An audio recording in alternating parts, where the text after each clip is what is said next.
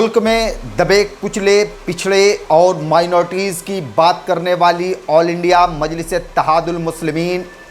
इस मर्तबा पूरी स्ट्रेटजी और रणनीति के साथ उत्तर प्रदेश में विधानसभा का इलेक्शन कंटेस्ट करने के लिए आ रही है। जब से ऑल इंडिया एमआईएम ने 100 सीटों पर लड़ने की बात को कही है, उस वक्त से उत्तर प्रदेश में एक राजनीतिक भूचाल सा आ गया है। ऑल इंडिया एमआईएम इस वक्त 9 अन्य दलों के गठबंधन के साथ उत्तर प्रदेश के चुनावी रण में है।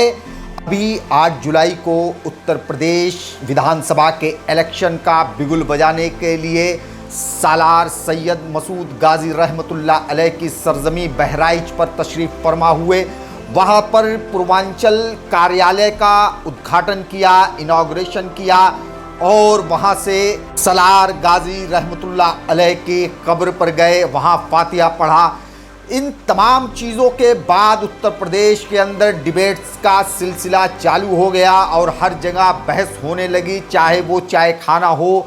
चाहे वो बाज़ार हो, हर जगह एक ही बात होने लगी कि मुसलमान वोट एक बार फिर बंटने की पोजीशन पर है।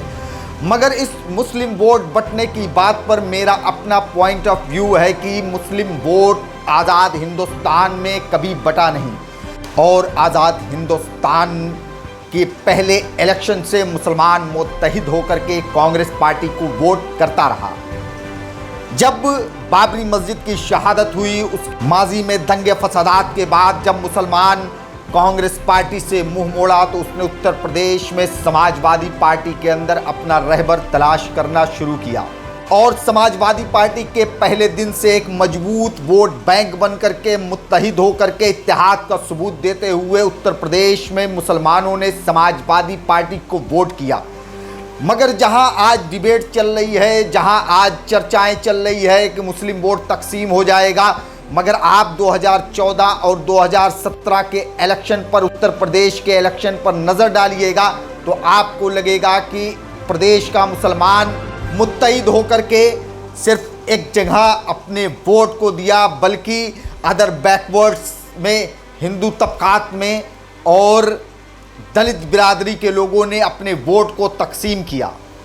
चाहे 2014 का पार्लियामेंट का इलेक्शन रहा हो, वहाँ भी तमाम हिंदू बैकवर्ड्स और दलितों ने अपने वोट को तकसीम किया। चाहे उत्तर प्रदेश का 2017 असेंबली का इलेक्शन रहा हो, जहाँ पर समाजवादी पार्टी का बेस वोट यादव समाज वो कहीं ना कहीं बिखरा हुआ नज़र आया और यही चीज़ें बसपा के साथ भी रही कि जो उसका मूल वोट रहा वो कहीं ना कहीं बीजेपी की जानिब मूव हो गया। 2014 और 2017 के एनालिसिस के बाद भी कोई मीडिया डिबेट्स में, किसी चाय खानों पर, किसी बाज़ारों में ये चर्चा नहीं होती कि आज इस प्रदेश के अंदर हिंदू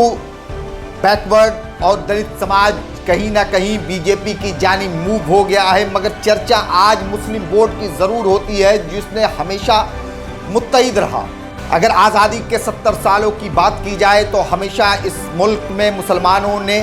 जितनी भी पार्टियां आई, जनसंघ और भारतीय जनता पार्टी को छोड़ करके सभी पार्टियों को वोट किया। मगर अफसोस कि आज मुस्लिम कम्युनिटी का लिटरेसी रेट